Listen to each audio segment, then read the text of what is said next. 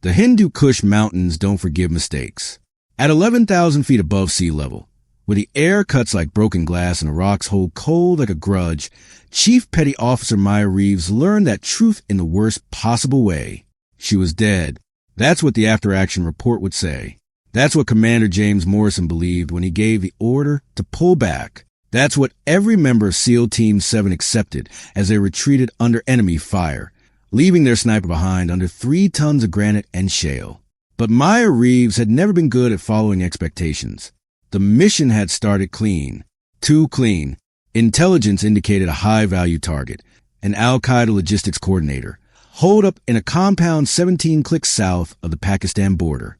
The kind of target that justified sending America's most elite warriors into mountains at 0200 hours on a moonless September night. Maya had taken her position on the ridgeline at 0330, her 13 Malawian Quach's Mod 7 sniper rifle resting on its bipod, the Schmidt and Bender scope, revealing the compound in shades of green through her night vision. 800 meters downrange, perfect killing distance. The wind was calm, rare for these altitudes, reading just 2.3 miles per hour from the northwest. Overwatch 1. This is Ground Commander. Morrison's voice crackled through her bone-conducting headset. We're moving to phase line red. Call any squirters. Copy ground. I've got you covered. Maya's voice was steady, professional. She'd made this call 100 times in training, 37 times in combat. She was 28 years old and had more confirmed kills than most male snipers twice her age. That fact bothered some people. It had bothered the 18 male candidates who'd watched her complete BUD/S training 3 years ago. It had bothered the old Guard SEALs who still muttered about standards being lowered, about political correctness destroying the teams. It didn't bother Commander Morrison. He'd personally requested her for this deployment after watching her put 3 rounds through a target's chest at 1,200 meters in high wind. I don't care if you're a woman, a man, or a trained chimpanzee, he told her. You can shoot Reeves. That's all that matters up here. Through her scope, Maya tracked Morrison's assault element as they approached the compound. 12 operators moving like shadows, their IR strobes visible only through night vision. Beautiful, lethal choreography. That's when the world exploded. The RPG came from a position Maya hadn't cleared, a cave entrance obscured by an overhang, invisible until the backblast illuminated it like a camera flash. The rocket-propelled grenade wasn't aimed at the assault team. It was aimed at her. Whoever had planned this ambush understood American tactics. Take out the sniper first, blind the team, then spring the trap. The RPG impacted 15 feet below Maya's position. The explosion itself didn't kill her. The rock slide did, or should have. Maya felt the mountain move beneath her, felt the ledge she'd been lying on crack like ice on a frozen lake. She tried to roll backward, tried to grab her rifle, tried to do anything except what happened next. The ridge collapsed. 3 tons of rock, granite slabs the size of car hoods, shale fragments sharp as knives, dirt and debris and pieces of mountain that had stood for 10,000 years, came down on top of her.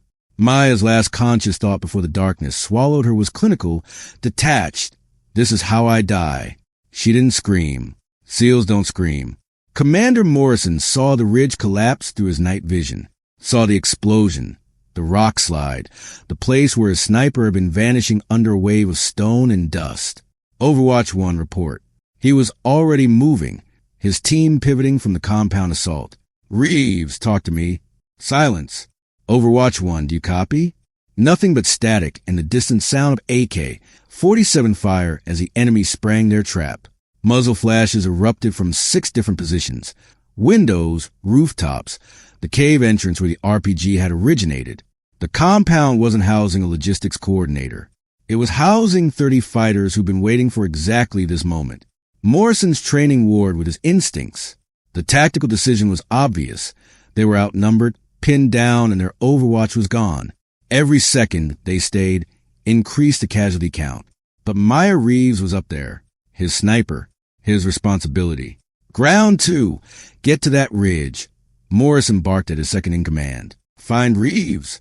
Lieutenant Chun and 2 operators broke off, sprinting toward the collapsed position while the rest of the team laid down suppressing fire. They reached the base of the slide in 45 seconds, A lifetime in a firefight. What they found made Chen's stomach drop. The entire cliff face had sheared off. The ridgeline where Maya had been positioned was gone, replaced by a 30-foot-high pile of broken rock, still settling, still shifting. Dust hung in the air like fog. Ground commander, this is ground 2. Chen's voice was tight. The position is, it's gone, sir. Completely buried. We're talking tons of rock. There's no way. Find her, Lieutenant. Sir, with respect, nobody survives this. We need to pull back before. An RPG streaked past Chen's head, missing by inches before detonating against the rocks above. The enemy was adjusting fire, zeroing in. Morrison's jaw clenched. He was 43 years old, had led men in combat for 2 decades, and had never left anyone behind. Never. If you're already hooked by Maya's impossible situation, this story only gets more intense from here. Subscribe now for more real stories of courage and survival, and hit that notification bell. You won't believe what happens next. Now, let me show you what was happening beneath those tons of rock, because Maya Reeves wasn't done fighting. Beneath the rock slide, Maya was drowning in stone. Not dead, not yet, but close enough to taste it, literally, as blood filled her mouth from a split lip, mixing with the dust coating her throat. She couldn't move her legs, couldn't move her right arm. Her left arm was pinned against her chest, bent at an angle that sent lightning bolts of agony through her shoulder. Dislocated. She knew the feeling from a training accident 2 years ago, but she could breathe. Barely. A pocket of air had formed around her face, created by the angle of her body armor against a flat slab of granite, maybe 12 inches of space. Enough to keep her alive, not enough to move. Above her, she could hear muffled voices. Her team, shouting. The words were indistinct to the layers of rock, but she caught fragments. Buried. No way. Pull back. They were leaving. Maya tried to scream, tried to move, tried to do anything that would signal she was alive. Her body refused. The weight on her chest was immense, like an invisible giant standing on her rib cage. Every breath was a battle. The voices faded. The sound of gunfire became distant. Then silence. She was alone. Most people would panic. Most highly trained operators would panic. But Maya Reeves had spent 3 years proving she belonged among the SEALs, and she'd learned one critical lesson. Panic is a choice. Fear is mandatory. It keeps you alive. But panic is just fear that's given up. So she didn't panic. She assessed. Left arm, mobile, but shoulder dislocated and screaming. Right arm, completely pinned. No sensation below the elbow. Nerve compression, not amputation. Her medical training told her. Legs, buried under what felt like 100 pounds of rock. Ribs, at least 2 broken on the right side, maybe 3. She could feel the grinding sensation when she breathed. Equipment status. Her 13 Malawian Quatches was gone, torn from her grip during the slide. Her SIG Sauer P2 26 pistol was still in her chest holster. She could feel it pressing against her sternum. Her combat knife was on her belt, and her radio, she could feel the wire of her headset tangled around her neck, but the actual unit was crushed or buried. Water supply, 1 liter in her camelback. Maybe. Time, unknown. Her watch was on her buried right wrist. Prognosis. Fucked. Maya allowed herself 30 seconds of fear. 30 seconds to acknowledge that she was trapped under tons of rock in hostile territory with catastrophic injuries and 0 chance of rescue. 30 seconds to feel the crushing weight of her situation, literally and figuratively. Then she got to work. The first priority was expanding her breathing space. She used her left hand to scrape at the smaller rocks near her face, ignoring the protest from her shoulder. Each piece of shale she moved gave her another cubic inch of air. It took 20 minutes to clear enough space to turn her head. Progress. Microscopic, agonizing progress. But progress. The second priority was her legs. She couldn't see them, couldn't reach them, but she could feel them. That meant blood flow. That meant they weren't crushed beyond repair. Maya began to rock her body, tiny movements, millimeters at first, contracting her core muscles despite her broken ribs, pulling with her left arm against the rocks, pinning her right. The pain was extraordinary. She'd been shot twice in her career, had broken bones, had endured the deliberate torture of SEAL school. This was worse. But SEALs don't quit.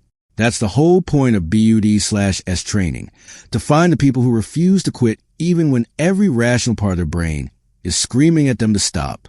Maya had rung the bell in her mind 1,000 times during Hell Week. She'd been hypothermic, hallucinating, convinced her body was shutting down.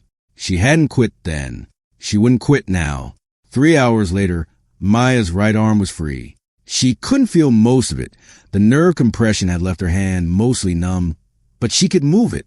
She immediately went to work on her legs, using both arms now to shift the rocks, to create leverage, to inch her way toward freedom. The process was archaeological. Remove one rock, and 2 more shifted into its place. Find a stable piece to push against, use it for leverage, feel a crack under the pressure. Start over. Her broken ribs made every movement a fresh adventure and agony. She'd reset her dislocated shoulder by wedging it against a rock and using her body weight, a procedure that had made her black out for several seconds. When she came to, her arm worked again, more or less. Small victories. By the time she freed her legs, the sun was rising.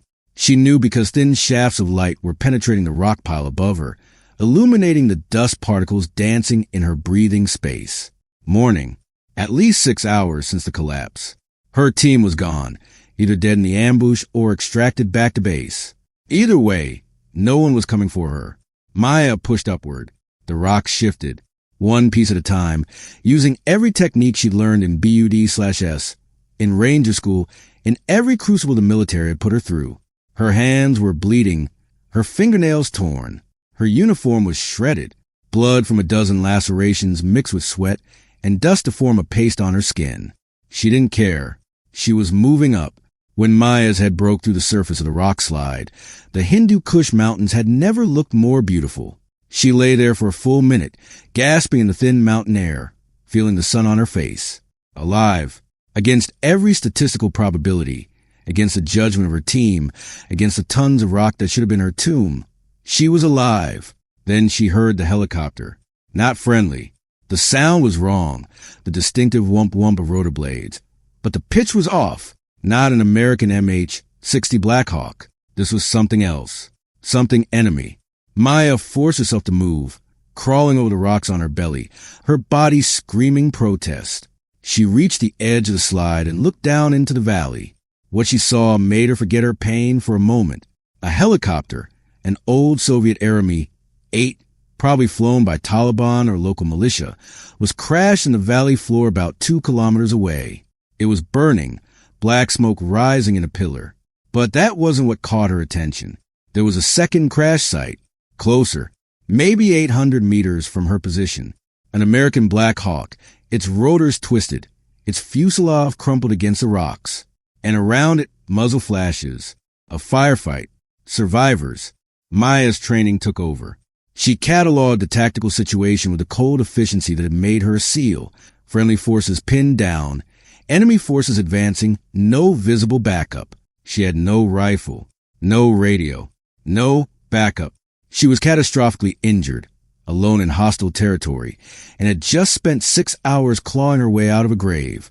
The smart decision was to evade, find a hiding spot, wait for nightfall, move toward friendly lines. Survive. Maya Reeves had never been good at making smart decisions. She checked her SIG Sauer, still functional, 15 rounds in the magazine. Her combat knife was intact. She had 4 extra pistol magazines on her belt, 60 rounds total, against an unknown number of enemy fighters. At range, with broken ribs and injuries that would hospitalize most people. The math didn't work. But then again, the math had said she should be dead under those rocks. Maya started moving toward the Black Hawk crash site. Every step was agony. Her ribs ground against each other. Her shoulder throbbed. Her legs wanted to collapse.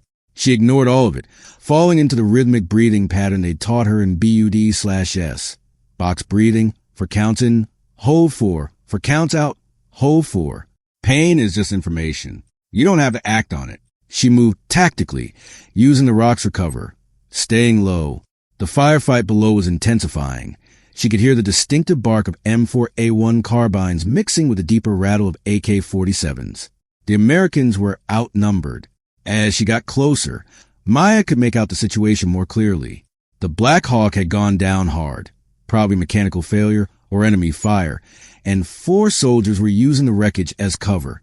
They were surrounded by at least 20 enemy fighters closing in from 3 directions. The Americans were out of time. Maya found a position on an outcropping 300 meters from the fight. Not ideal range for a pistol, but she wasn't planning to engage from here. She was planning to flank. Through the smoke and chaos, she could make out details of the crashed helicopter crew. Army, from their uniforms. Rangers, probably based on their tactical movement. One was down, not moving. Another was dragging him toward better cover, while 2 others laid down suppressing fire. They were good, disciplined, but good doesn't matter when you're outnumbered 5-1 with limited ammunition in hostile territory. Maya plotted her approach. The enemy fighters were focused entirely on the helicopter, advancing in a loose line from the west. They weren't expecting threats from above. Why would they? The ridgeline sniper was dead. Everyone knew that.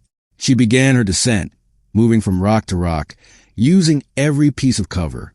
Her body wanted to quit. Her broken rib sent fresh waves of pain with each movement. The dislocated shoulder she'd reset was already swelling, limiting her range of motion. Doesn't matter. The mission matters. Those soldiers matter. Maya had been 11 years old when she first saw the news coverage of Operation Red Wings. Marcus Luttrell's story, the lone survivor of a SEAL team ambush in these same mountains, had changed her life. While other girls her age were watching Disney Channel, Maya was reading every book she could find about special operations. Her father had been Army, died in Iraq when she was 9. Her mother had remarried a man who thought military service was for boys with no other options. Maya had joined the Navy at 18 just to prove him wrong. Bud/S had been hell. Not because of the physical demands. She prepared for those, trained for years, arrived at Coronado in the best shape of any candidate. The hell was the doubt. The instructors who'd made it clear they expected her to quit. The classmates who started a betting pool on which day she'd ring the bell. She'd made it through Hell Week, made it through dive phase, made it all the way to the end, one of 3 candidates from her class to earn the Trident, the first woman to do so. The media had made a big deal about it. Politicians had used her as an example, and Maya had hated every second of the attention because it reduced her to her gender instead of her capability. Commander Morrison had been different. When she'd reported to SEAL Team 7, he'd looked at her qualification scores, her range performance, her physical fitness tests. Then he'd said, "Welcome to the team, Reeves. Don't make me regret this." She hadn't. In 3 years of deployment, she'd proven herself over and over. 37 combat missions, 43 confirmed kills, 0 friendly casualties while she was on Overwatch. Until tonight. Until she'd missed that cave entrance, failed to spot the RPG team, and gotten herself buried alive while her teammates fought for survival without her. That failure burned hotter than any physical pain. Maya reached the valley floor and began her approach on the enemy position. The firefight was reaching crescendo. She could hear the Americans' fire rate decreasing. Running out of ammunition, she came up behind the enemy's left flank, moving between 2 boulders that provided perfect concealment. From here, she could see the situation clearly. 23 enemy fighters, most carrying AK-47s, 2 with PK machine guns, 1 with an RPG launcher. They were advancing in a coordinated assault, using fire and movement tactics. Not random insurgents. These were trained fighters, and they were about to overrun the American position. Maya drew her SIG Sauer P2-26, her left hand coming up to support her right despite the protest from her shoulder. Pistol shooting at this range, about 75 meters, was borderline impossible under ideal conditions. With her injuries, it was absurd. She lined up the sights on the nearest fighter and controlled her breathing, box breathing. For in hold 4 out, hold 4. The fighter's head was center mass in her sight picture. Maya squeezed the trigger. The suppressed pistol coughed. The fighter dropped. Maya was already moving, her training taking over. Shoot and move. Never stay in one position. She put 2 more rounds into a second fighter before the rest even realized they were taking fire from behind. Chaos erupted in the enemy line. Fighters spun around, confused, trying to locate the new threat. The Americans in the helicopter used the confusion to pour fire into the exposed enemy. Maya dropped 3 more fighters in rapid succession, her pistol barking softly. Each shot was calculated, center mass, no headshots, no fancy shooting. Just reliable, efficient killing at the edge of her weapon's effective range. A fighter spotted her, swung his AK-47 toward her position. Maya put 2 rounds in his chest before he could fire. The fighter collapsed, his weapon clattering on the rocks. She was exposed now. The enemy knew where she was. Return fire peppered her position, bullets sparking off the rocks around her. Maya dropped flat, combat crawled 10 feet to the left, came up behind different cover. Shoot and move. Shoot and move. Her pistol slide locked back on an empty magazine. Maya executed a reload without thinking. Drop mag, new mag in, rack the slide, all in under 2 seconds. Muscle memory from 10,000 repetitions on the range. She came up firing. For more fighters down. The enemy line was collapsing now, caught between Maya's flanking fire and the Americans' frontal assault. Fighters were breaking, running, dying. Maya's second magazine ran dry. Another reload. Her hands were steady despite the adrenaline flooding her system. This was what she'd trained for. This was what SEALs did. The firefight lasted another 3 minutes. When it ended, 23 enemy fighters lay dead or die in the valley. Maya had burned through 4 magazines, 60 rounds. She'd accounted for at least 13 confirmed kills. The Americans had handled the rest. Silence descended, broken only by the crackling of the burning helicopter and the groans of the wounded. Maya stood up from her position, her legs finally giving out. She collapsed to one knee, her body deciding it had had enough. The adrenaline was fading, and with it, the chemical painkiller that had kept her moving. Contact right. Contact right. One of the American soldiers that spotted her was bringing his M4 to bear. Maya raised her left hand, her right still holding her pistol. Friendly. Her voice came out as a rasp. Navy SEAL. Hold fire. Another voice, authoritative. An NCO, probably. She's American. The soldier lowered his weapon, but kept it at the ready. Professional. Good. Maya forced herself to stand, to walk toward the helicopter. Every step was torture. She could feel broken rib fragments grinding, could feel fresh blood running down her side from a laceration she hadn't noticed. Didn't matter. She had to reach those soldiers. As she got closer, she could see them more clearly. For Army Rangers, their uniforms torn and bloodied. 3 were on their feet. The 4th was on the ground, unconscious or dead, a massive trauma dressing covering his abdomen. The NCO who'd called the hold fire order stepped forward. He was about 35, stocky, with a staff sergeant rank on his uniform. His name tape read Kowalski. Jesus Christ. Kowalski said, taking in Maya's appearance. What the hell happened to you? Maya looked down at herself. Her uniform was shredded, covered in blood and dust. Her armor was cracked. She probably looked like an extra from a zombie movie. Rock climbing accident, she deadpanned. You guys need a ride? Kowalski stared at her for a moment, then laughed. A short, sharp bark of sound that held more stress than humor. A SEAL? Out here. Chief Petty Officer Maya Reeves. I was providing overwatch for a target package 17 clicks north. Got buried in a rock slide. Dug myself out. She said it matter-of-factly, like she was describing a trip to the grocery store. One of the other Rangers, a younger kid with a PFC rank, looked at her in disbelief. You dug yourself out of a rock slide? Alone. Didn't have much choice. What's your situation?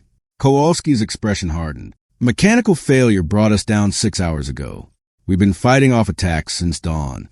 Radios trashed. We're 40 clicks from friendly lines. And Private Rivera, he gestured to the unconscious soldier, took shrapnel to the gut. He needs a hospital like yesterday. Maya processed that. 40 clicks. 25 miles through hostile territory with no communication, limited ammunition, and a critically wounded soldier. The tactical situation was impossible, which meant it was just another Tuesday for a SEAL. Right, Maya said, here's what we're going to do. Maya gathered the Rangers around the crashed Black Hawk, using the wreckage as both cover and a tactical planning center. Despite her injuries, despite the exhaustion threatening to pull her under, She fell into the familiar rhythm of mission planning. This was what the teams had trained her for, not just individual combat, but leadership under impossible conditions. Names and specialties, she said, pulling out her combat knife to draw in the dust. And equipment status. Staff Sergeant Kowalski went first. Victor Kowalski, team leader. Former infantry, now crew chief. I got an M4 with 3 mags left, my sidearm with 2 mags, and 1 frag grenade. The younger soldier, the PFC who questioned her earlier, spoke next. James Chun, sir. Ma'am. He stumbled over the pronouns, clearly uncertain how to address a female SEAL. Reeves works, Maya said. Keep going. Right, Reeves. I'm a medic. Got my M4 with maybe 2.5 mags, medical supplies, and that's it.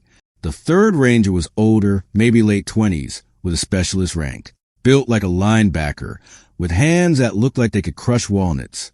Marcus Washington. Gunner. I got about 100 rounds left for this M249-inch. He patted the squad automatic weapon slung across his chest, and my 9mm with 1 mag. Maya nodded, sketching their position in the dust. And Rivera? Private First Class Miguel Rivera, Kowalski said quietly. Rifleman, 19 years old. He took shrapnel from an RPG about 4 hours ago. Chen's got him stabilized, but he's lost a lot of blood. He needs surgery we can't provide. How long does he have? Maya asked Chen directly. The medic hesitated. In a hospital? He'd probably make it. Out here? Maybe 12 hours before he goes septic or bleeds out internally. Maybe less. 12 hours. They were 40 kilometers from friendly lines, through mountain terrain, with enemy forces actively hunting them. The math didn't work. Maya studied a map Kowalski had salvaged from the Black Hawk. It was an older tactical map, marked with terrain features and known enemy positions.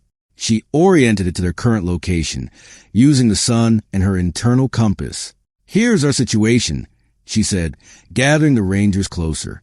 We're in the Pesh Valley, about 40 clicks southeast of FOB Bulldog. The direct route is through this pass. She traced a line, which is almost certainly watched. Every goat herder and Taliban fighter in the province knows we're out here by now. So we're fucked, Washington said flatly. Not yet. Maya's finger moved across the map. There's an old mining facility here, about 8 clicks northwest. Soviet era, abandoned since the 90s. If we can reach it, we've got hard cover, multiple defensive positions, and altitude advantage. Kowalski frowned. That's moving away from friendly lines. It's buying Rivera time. We hole up there, send a signal, wait for extraction. Maya looked up at the Rangers. The alternative is trying to carry him 40 clicks through enemy territory. He won't survive that. None of us will. What kind of signal? Chen asked. Maya's expression became grim. A big one. One that every friendly asset in the province will see. But we'll get to that. First, we need to move before more fighters show up. This valley will be crawling with hostiles once they realize their attack force went silent. The logistics were brutal. Rivera was unconscious, deadweight at about 170 pounds plus his gear. The Rangers had fashioned a litter from helicopter debris and paracord, but carrying him through 8 kilometers of mountain terrain would be a nightmare. Maya did a quick equipment inventory. For M4A1 carbines with limited ammunition, 1 M249 saw with approximately 100 rounds, her SIG Sauer P226 with 2 magazines remaining, assorted knives and hand-to-hand weapons, 1 fragmentation grenade, Chen's combat lifesaver bag, 2 additional IFAK pouches, limited trauma supplies, nothing functional for communication. Every radio was destroyed or disabled, maybe 6 liters of water total. Not enough for 5 people in this climate. Approximately 210 rounds of 5.56 millimeters NATO, 100 rounds of 5.56 millimeters linked for the saw, 30 rounds of 9 millimeters, 1 fragmentation grenade against an unknown but certainly substantial enemy force in their home territory, with 1 critically wounded soldier and 1 badly injured SEAL who should probably be in a hospital herself. The professional military assessment was clear. Their chances of survival were less than 20%. Extraction probability even lower. Maya had survived worse odds. Sort of. Before we move, Kowalski said, studying Maya with a careful assessment of an experienced NCO. How bad are you hurt? And don't bullshit me. I need to know if you can collapse halfway there. Maya considered lying, considered minimizing her injuries to maintain the confidence of men who just watched her kill 13 enemy fighters with a pistol. But Kowalski was right. He needed the truth. 3 broken ribs, right side. Dislocated shoulder that I reset myself, so it's unstable. Lacerations and contusions everywhere. Probably a mild concussion. Dehydrated. Been awake for about 30 hours. Washington whistled low. And you dug yourself out of a rock slide and fought your way to us? Didn't have much choice, Maya said again. Can I fight? Yes. Can I hump Rivera's litter for 8 clicks? No. But I can walk, I can shoot, and I can get us to that mining facility. After that, we'll reassess. Kowalski nodded slowly. Fair enough, but Chun checks you out before we leave. If you've got internal bleeding, then I've got internal bleeding. Doesn't change our situation. Reeves, Staff Sergeant. Maya's voice took on an edge. I appreciate concern, but we're burning daylight. Every minute we stay here increases the chance of another attack. We move now, we survive. We debate medical ethics. We die. Your call. It wasn't really his call, and they both knew it. Maya outranked him. Chief Petty Officer was equivalent to a Sergeant First Class, 1 rank above Staff Sergeant. But she'd phrased it as a choice to maintain his dignity in front of his men. Kowalski held her gaze for a long moment, then nodded. All right, we move in 5. Chun, do a quick check on the chief. Washington, prep Rivera's litter. I'll pull security. The Rangers moved their tasks with practiced efficiency. Maya allowed Chun to examine her injuries, though she could tell from his expression that he didn't like what he found. Your ribs are definitely broken, Chun said, his hands probing her right side with professional gentleness. I can feel the separation. You shouldn't be walking, much less fighting. And this shoulder, he tested her range of motion, making her wince. The joint is unstable. If it dislocates again, then I'll reset it again. Anything else? Chun wrapped her ribs tightly with an elastic bandage from his aid bag.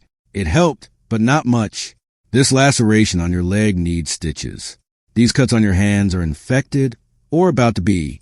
You probably got a concussion based on your pupils, and you're showing signs of shock. So I'm fine, Maya deadpanned. You're the toughest patient I've ever treated, Chun said, and the worst at following medical advice. Try not to die before we reach that mining facility, okay? I'll do my best. They moved out at 1,100 hours local time. The sun was climbing toward its zenith, turning the Hindu Kush into a furnace. Temperature was already pushing 95 degrees Fahrenheit, and the thin air at 9,000 feet made every breath feel insufficient. The formation was tactical. Kowalski on point, 20 meters ahead, moving from cover to cover.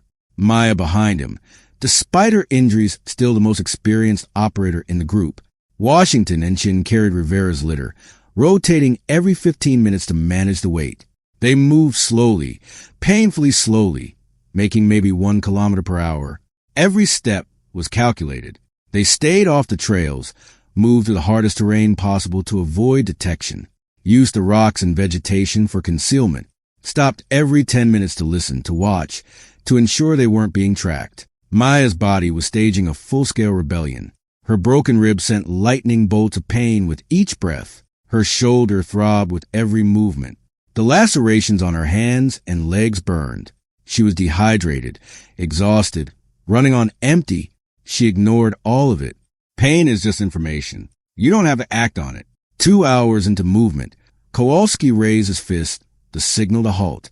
Everyone froze. From their position behind a cluster of boulders, Maya could see what had stopped him. About 300 meters ahead, a group of fighters was moving through the valley. 6 men, armed with AK-47s, moving in a loose patrol formation, searching for survivors from the helicopter crash. Maya crept forward to Kowalski's position. Options, she whispered.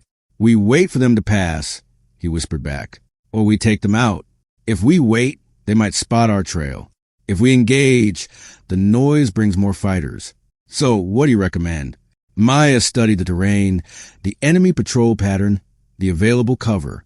Her mind ran through tactical scenarios with the cold efficiency of someone who'd done this 1,000 times. We let them pass, but I'll move ahead, get into position to take them if they turn our direction. You keep the team hidden. Kowalski looked at her dubiously. You're in no condition to...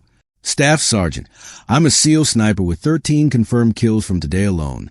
I'm in exactly the condition to handle 6 tangos with AKs. But we need to decide now. He hesitated, then nodded. Go. But if you make contact, we're coming to support. You'll stay with Rivera, Maya said firmly. That's an order. She moved before he could argue, slipping between the rocks with silence that would have impressed her BUD/S instructors. Despite her injuries, despite the exhaustion, she fell into a familiar rhythm of stalking. Step, pause, listen. Step, pause, listen.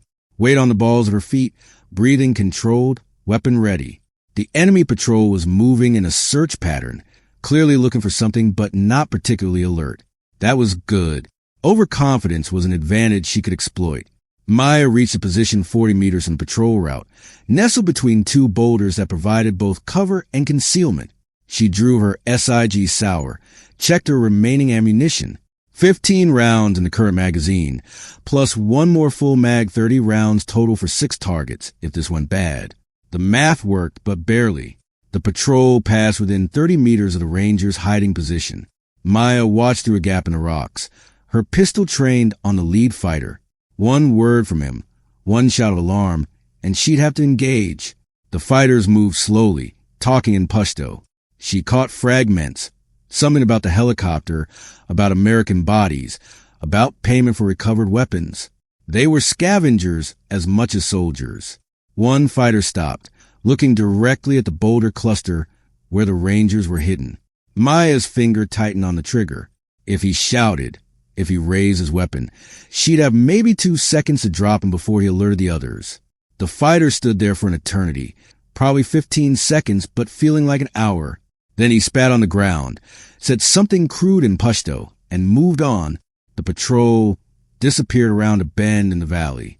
Maya held position for another 5 minutes, ensuring they were truly gone, then signaled the all clear. When she returned to the Rangers' position, she found Chen checking Rivera's vitals. The medic's expression was grim. How is he?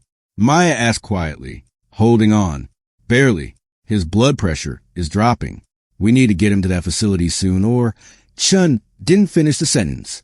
He didn't need to. They reached the mining facility at 1,430 hours, 2.5 hours ahead of schedule, which was either very good luck or a sign. They were about to walk into an ambush. The facility was exactly as the map had indicated, a cluster of Soviet-era buildings carved into mountainside, overlooking a valley that stretched for miles. The main structure was a 3-story concrete building that had once housed equipment and workers. Around it, smaller shacks and storage buildings sat in various states of decay. Looks abandoned, Washington said, scanning the area through his M4's optics. Or it looks like a perfect place for an ambush, Kowalski countered. Maya studied the facility with a tactical eye, multiple entrances and exits, good sight lines, elevated position with defensive advantages. If they were going to make a stand, this was the place to do it. Washington and I will clear it, Maya said. Chun, Kowalski, stay with Rivera and provide overwatch. If you see anything move, call it out. Clearing the facility took 20 minutes. Maya and Washington moved room by room, covering each other with practiced efficiency. The gun was good, moved well, kept his sector tight, didn't waste ammunition on shadows. Maya found herself respecting his professionalism. They found evidence of recent occupation in one of the smaller buildings. Cigarette butts, empty food containers, a makeshift sleeping area. Someone had been here within the last few days, but the site was currently empty. Clear. Maya called out once they confirmed every room. Bring Rivera in. The Rangers set up a defensive position in the main building's 3rd floor. It was a tactical high ground. Windows on all 4 sides, reinforced concrete walls that would stop small arms fire, and only 2 stairwells that could be defended by a small force. They laid Rivera in the corner of the main room, on a makeshift bed of salvaged fabric and paracord. Chen immediately began working on the private's injuries, changing the trauma dressing, checking for signs of infection. Maya watched the medic work while simultaneously cataloging their tactical situation. The facility was defensible, but it wasn't a fortress. If a substantial enemy force attacked, they'd be overrun eventually. Their only advantage was position and the element of surprise. Most fighters wouldn't expect Americans to move deeper into hostile territory. "Chief," Kowalski said, approaching her at the window, "you mentioned sending a signal. What did you have in mind?" Maya had been thinking about this since they'd left the helicopter crash site. They needed to attract attention from friendly forces without bringing every enemy fighter in the province down on their heads. It was a delicate balance. "How much fuel was in that Mi-8 we saw burning in the valley?" she asked. "No idea." "Why?" "Because there's got to be fuel storage somewhere in this facility. The Soviets wouldn't have built a mining operation without generators, and generators need diesel. If we can find it and rig it properly, we can create a signal fire visible for 50 miles. Washington had been listening. "Won't that also tell every Taliban fighter exactly where we are?" "Yes," Maya said simply. "But it'll tell our people where we are too. And if we time it right, trigger it at night, every asset with night vision and thermal imaging will see it. QRF from FOB Bulldog can be here in under 2 hours with Apaches for air support. Quick reaction force. Apache attack helicopters, the cavalry. And if they bring fighters before the QRF arrives," Kowalski asked, "then we hold this position until extraction." Maya's voice was matter-of-fact. "This is the best defensive terrain within 20 clicks. We got ammunition, we got position, and we got right on our side." The concept of right on our side might have sounded naive, but Maya had learned something during her years with the teams. Morale matters. Fighting spirit matters. The belief that you're going to win can be the difference between victory and defeat when the tactical situation is marginal. And their situation was definitely marginal. They spent the next 3 hours preparing the facility for defense. Washington set up the M249 at the primary window, giving him fields of fire covering the main approach. Kowalski took a secondary position, covering the eastern approach. Chin stayed with Rivera, but kept his M4 nearby. Maya, despite her injuries, took on the task of rigging their signal. She found the fuel storage in the basement level, 6 55-gallon drums of diesel fuel, surprisingly well-preserved despite decades of abandonment. Using paracord and a salvage radio battery, she rigged a simple ignition system. When triggered, it would ignite the diesel, creating a fireball that would burn for hours. The work was exhausting. Every movement sent fresh pain through her ribs. Her shoulder kept threatening to give out, but she worked methodically, checking and rechecking every connection, every wire. Lives depended on this working perfectly. While Maya worked, Kowalski approached her with something he'd found in one of the storage rooms, a battered satellite phone, Soviet era, probably 30 years old. "Think this could work?" he asked. Maya examined the device. The battery was dead, the casing cracked, but the electronics inside looked intact. "Maybe, if we can find a power source, and if the satellite network it was designed for still exists, which is a big if. Worth trying." "Absolutely." She handed it back. "See if Chun has any medical batteries that might fit. Or we can try to rig something from the helicopter's emergency power system, if we..." She stopped mid-sentence, her body going rigid. Through the window, she'd spotted movement on the valley floor below. Fighters, at least 30 of them, moving in a coordinated formation directly toward the mining facility. "Contact," Maya said quietly. "Valley floor. For 100 meters, approximately 30 combatants. They know we're here." The Rangers moved to their defensive positions with the smooth efficiency of trained soldiers.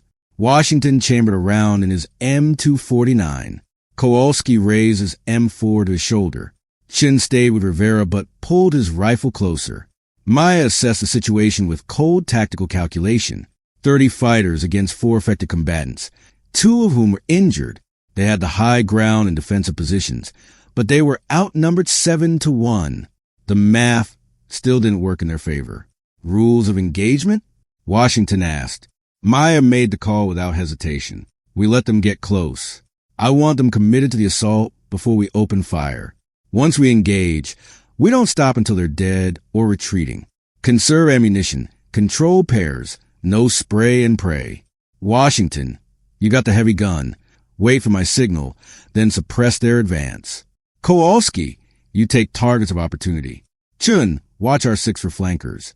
And you? Kowalski asked.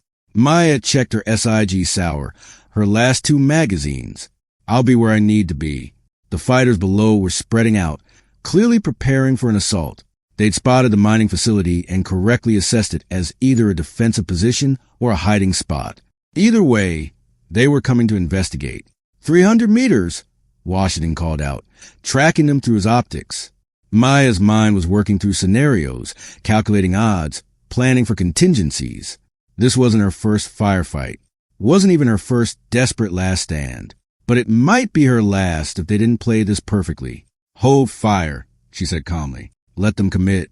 The fighters reached the 200-meter mark. Maya could see them clearly now, a mix of Taliban and local militia, some in traditional dress, others in mismatched military gear, all armed, all dangerous. They were moving cautiously, using bounding overwatch. One group advances while another covers. Professional tactics. These weren't farmers with rifles. These were experienced fighters who'd been battling Americans for 2 decades. 150 meters, Kowalski said, his voice tight. Maya watched their formation, looking for the leader, the key target. There, a man in the center, older, directing the others with hand signals. Take him out first, and the formation would falter. 100 meters. Almost time. Maya could feel her heart rate slowing, her breathing becoming controlled. This was the moment before contact, the pregnant pause where everything hung in balance. She'd been here before. Would be here again if she survived. 50 meters. Chief, they're almost on top of us. Steady, Maya said. Wait for it. The fighters reached the outer buildings of the mining facility, started moving between the structures. Committed now. No easy retreat. Now, Maya said, Washington's M249 opened up with a roar that echoed off the concrete walls. Tracer rounds cut through the air, impacting fighters with devastating effect. Kowalski joined in, his M4 barking in controlled 3-round bursts. The valley exploded into chaos. The opening volley was devastating. Washington's M249 cut through the enemy formation like a scythe, the 5.56 millimeters rounds traveling at 3,000 feet per second, turning flesh and bone into catastrophic trauma. Maya watched through the window as at least 6 fighters went down in the first 3 seconds. But 30 fighters was a lot of enemy. Even with 6 down, 24 remained, and they were reacting with professional speed. Instead of panicking and running, they dove for cover, returned fire, and began maneuvering to flank the building. Contact left. Kowalski shouted, engaging a group trying to circle toward the eastern approach. Maya moved to the opposite window, her SIG Sauer coming up. She spotted 3 fighters using one of the smaller buildings for cover, preparing to advance. She put 2 rounds into the first one as he broke cover, center mass, textbook shooting. He dropped. The other 2 hesitated. That hesitation cost them their lives. Maya dropped them both with 4 shots, her pistol sights tracking smoothly from target to target. Reloading. Washington called out, his M249's barrel smoking. He'd burned through 50 rounds in less than 30 seconds, half his remaining ammunition. The enemy fire was intensifying.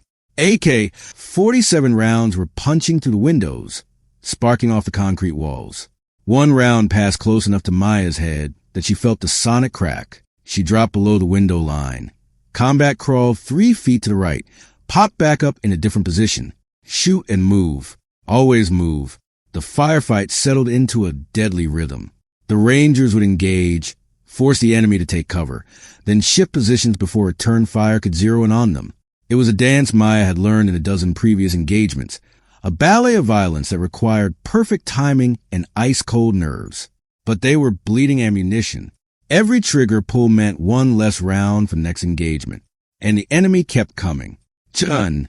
Kowalski shouted. How's Rivera? The medic didn't take his eyes off his patient. Still alive, but he's slipping. Blood pressure is dropping. Maya processed that while engaging 2 more fighters trying to advance on the western approach. Rivera was dying. They were surrounded. Ammunition was running low. The tactical situation was deteriorating by the minute. Time for a command decision. Washington, give me that grenade. Maya called out. The big ranger pulled the M67 fragmentation grenade from his vest and tossed it to her. Maya caught it one-handed, her broken ribs screaming in protest. "Chief, what are you doing?" Kowalski demanded, changing the odds. Maya moved to the stairwell leading down. "Keep them busy for 30 seconds. Reeves, don't." But she was already moving, descending the stairs despite her body's protests. The pain was extraordinary. Her vision was starting to gray at the edges from exhaustion and blood loss. Didn't matter. The mission mattered. She reached the ground floor and moved to a window facing the main cluster of enemy fighters. They were about 40 meters away, taking cover behind a pile of mining equipment. Perfect. Maya pulled the grenade's pin, held the spoon down, and counted to 3. Then she released the spoon, starting the 4-second fuse, and threw the grenade with her left hand, her strongest arm. The grenade sailed through the air, landed behind the mining equipment, and detonated with a sharp crack that sent shrapnel tearing to the fighters clustered there. Maya didn't wait to see the results. She was already moving back to the stairs, her legs barely holding her weight. She heard screaming from the enemy position. Good. Fear was a weapon too. Back on the 3rd floor, Maya found the tactical situation improved but still critical. The grenade had killed or wounded at least 5 more fighters, but the enemy was adapting. They were pulling back to longer range, setting up for a siege rather than an assault. "They're going to wait us out," Kowalski said, reading the same tactical signs Maya was seeing. "Bring up more fighters. Pin us here until we run out of ammunition, or they bring up heavier weapons. Then we don't let them wait us out," Maya said. "We trigger the signal now. Bring the QRF before they can consolidate. It's still daylight. You said we needed to wait for night to maximize visibility. Plans change. Washington, how much ammunition do you have left?" "Maybe 20 rounds of the pig," the gunner said, using the slang term for his M249. "2 mags for my sidearm." "Kowalski?" "1.5 mags for my M4. 1 for my 9mm. Maya checked her own ammunition. 1 magazine remaining for her SIG Sauer, 15 rounds. "We've got maybe 10 minutes of sustained combat left. After that, we're fighting with knives and harsh language. We trigger the signal now." She didn't wait for agreement. The situation required decisive action, and as the senior operator present, that decision was hers to make. She moved to the basement level access and triggered the ignition system she'd rigged. The diesel fuel ignited with a deep whump that shook the building. Flames erupted from the basement level, shooting 50 feet into the air. Black smoke began rising in a column that would be visible for miles. Every friendly asset in the province would see that, and so would every enemy fighter. The effect on the enemy was immediate. The fighters who'd been preparing for a siege suddenly realized their quarry was calling for reinforcements. They had a choice: pull back and escape before American helicopters arrived, or assault the building immediately and try to overrun it before help came. They chose assault. "Here they come," Washington shouted as at least 15 fighters broke from cover and charged the building. The next 90 seconds were pure chaos.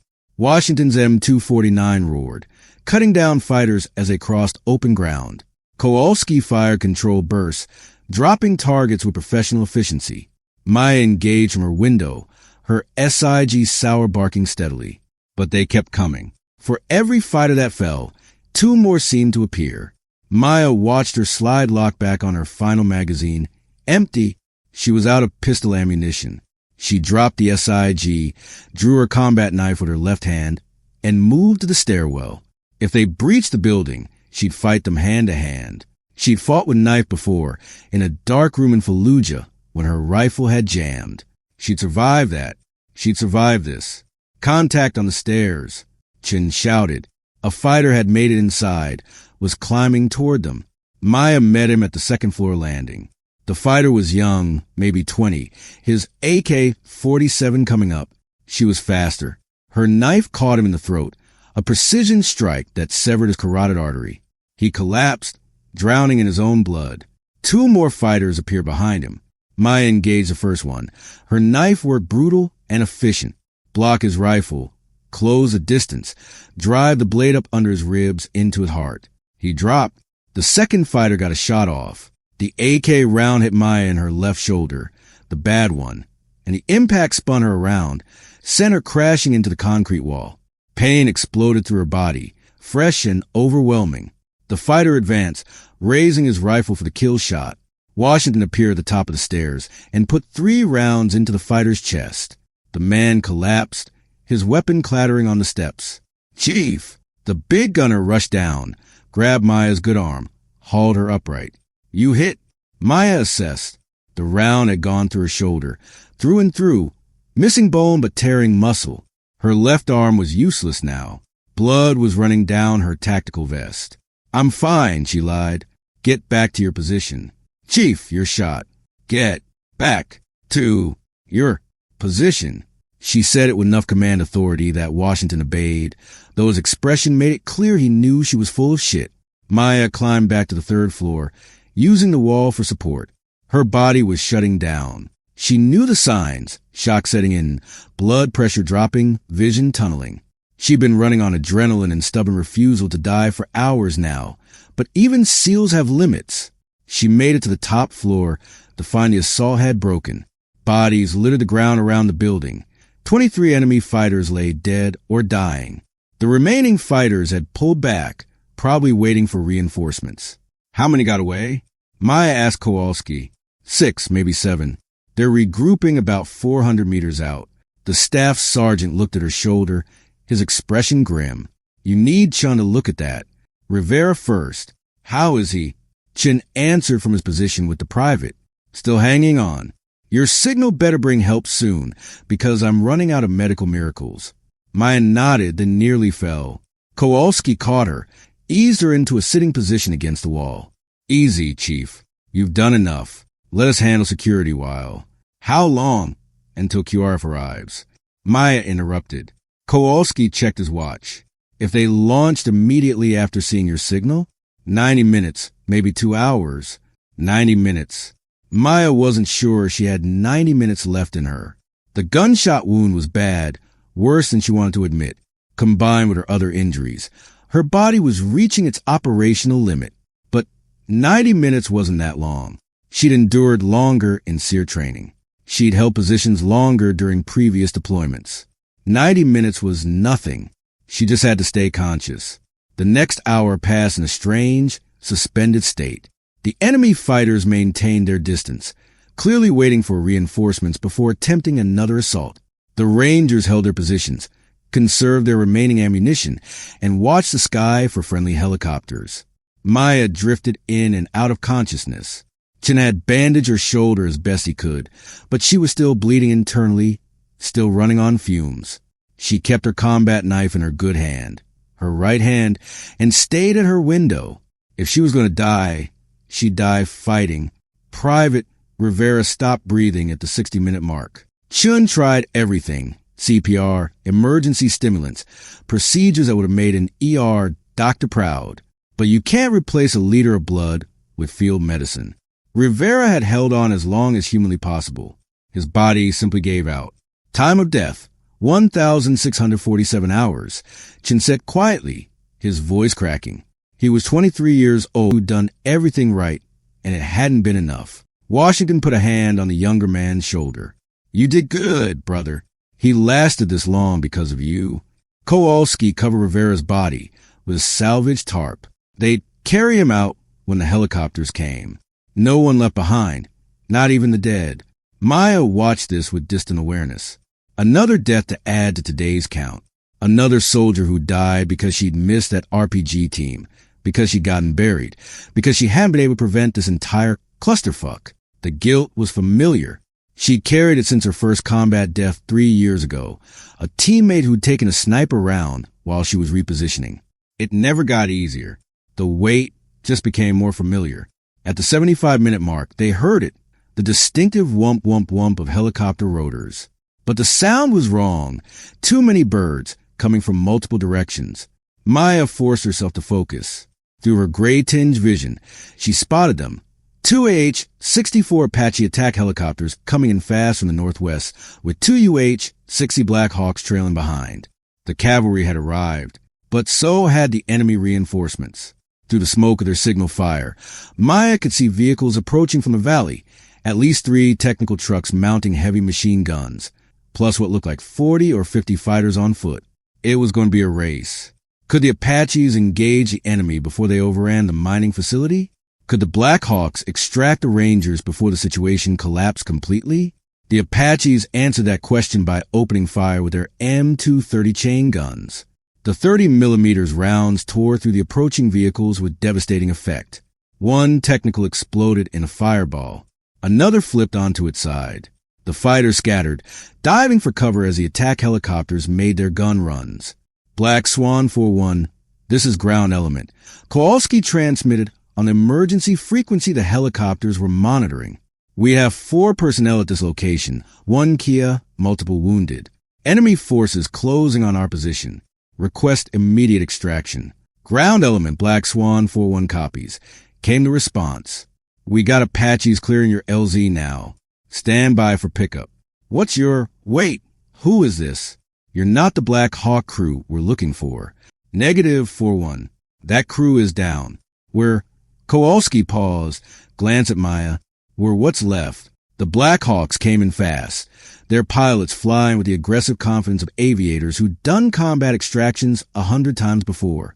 The Apaches continued their gun runs, keeping enemy suppressed while the transport birds landed in a storm of dust and rotor wash. Move, move, move. Kowalski was shouting, helping Chin carry Rivera's body toward the waiting helicopter. Washington provided security. His M249 trained on the enemy positions. Maya stood up, or tried to. Her legs gave out. She collapsed, her body finally refusing to cooperate. Washington appeared, the big Ranger slinging his weapon and scooping her up in a fireman's carry despite her protests. Don't even start, Chief. You saved our asses. Now let us save yours. He carried her down the stairs out of the building, across the open ground toward the Black Hawk. Bullets were still flying. The Apaches hadn't suppressed everyone. Maya heard rounds crack past, felt the sonic booms as they missed by inches. Then she was inside the helicopter, the crew chief's hands pulling her aboard. Washington climbed in after her. Chun was already there with Rivera's body. Kowalski dove through the door last, and the Black Hawk was lifting off before he'd even fully boarded. Maya watched the mining facility recede beneath them, saw the signal fire still burning, saw the bodies scattered around the buildings. 23 enemy Kia by her count at the facility, plus the 13 she killed at the helicopter crash, plus however many the Apaches had added to the count.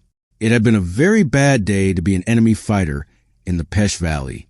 The flight back to FOB Bulldog took 18 minutes. Maya spent most of it unconscious, her body finally allowing itself to shut down now that the immediate threat was over. The Black Hawk's crew chief, a specialist with medical patch, worked on her shoulder wound during the flight, his hands sure and professional despite the helicopter's vibration. When they landed at Bulldog, a full medical team was waiting. Stretchers, medics, a trauma surgeon who'd been on standby. Maya was vaguely aware of being moved, of voices calling out medical terminology, of bright lights and concerned faces. Then nothing. Darkness. Peace. The first real rest she'd had in 36 hours. Maya woke up in the base hospital 6 hours later. The first thing she noticed was the absence of pain. They'd given her the good drugs, the kind that made everything soft and distant. The second thing she noticed was Commander Morrison sitting in a chair beside her bed. He looked like he'd aged 10 years. His uniform was dusty, his face drawn. When he saw her eyes open, his expression shifted through surprise, relief, and something that looked like guilt. "Welcome back, Chief," Morrison said quietly. "The doctors say you're going to be fine. Broken ribs, dislocated shoulder, which you somehow reset yourself, you crazy bastard.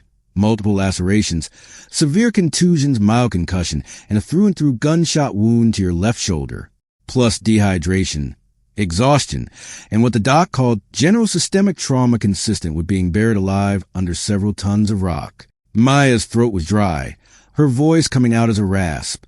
"The Rangers? Chun, Washington, and Kowalski are all fine. Minor injuries. They're being debriefed now. Private Rivera," Morrison's expression darkened. "He didn't make it, but according to Chun, he would have died hours earlier if not for you getting them to that mining facility."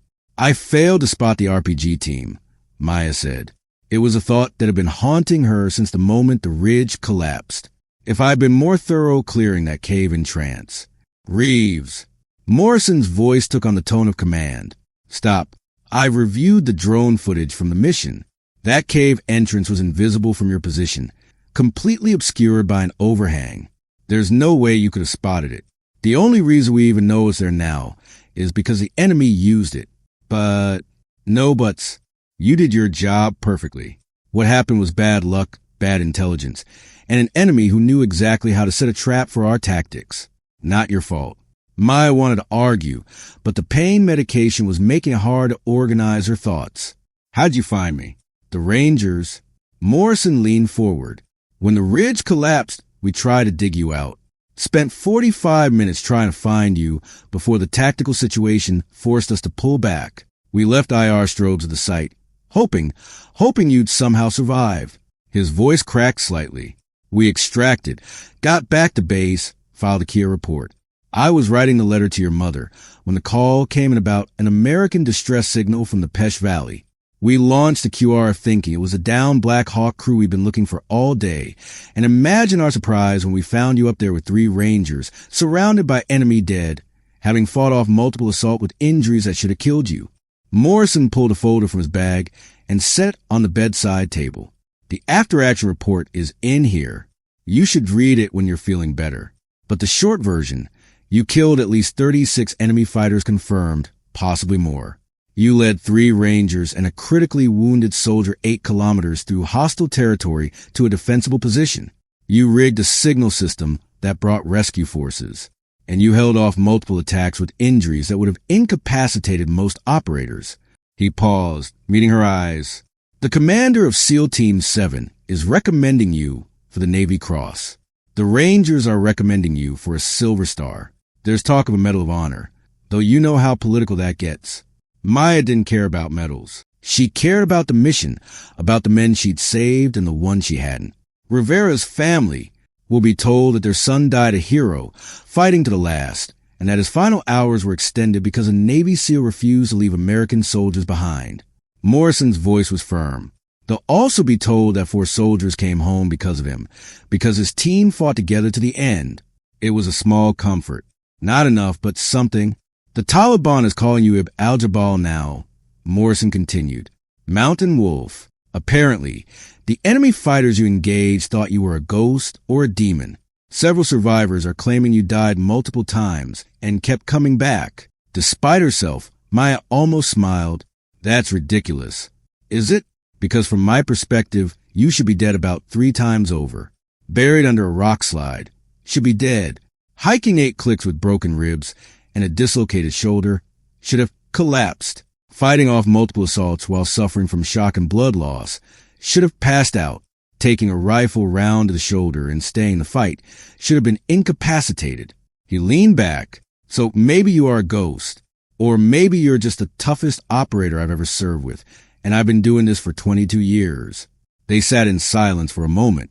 Maya could hear the familiar sounds of the base hospital. Medical equipment beeping, voices in the hallway, the distant sound of helicopters on the flight line. Normal sounds, safe sounds. What happens now? She asked. Now you recover. The docs want to keep you here for at least a week before medevacing you to Landstuhl, then probably Walter Reed for reconstructive surgery on that shoulder. You're looking at 3 to 6 months of recovery and physical therapy. And then, Morrison's expression became carefully neutral.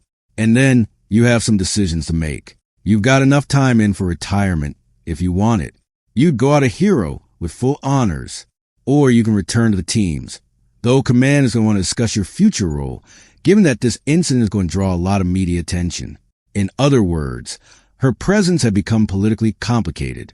The first female SEAL, the hero of the Pesh Valley, the Mountain Wolf. She'd be a symbol now, whether she wanted to be or not.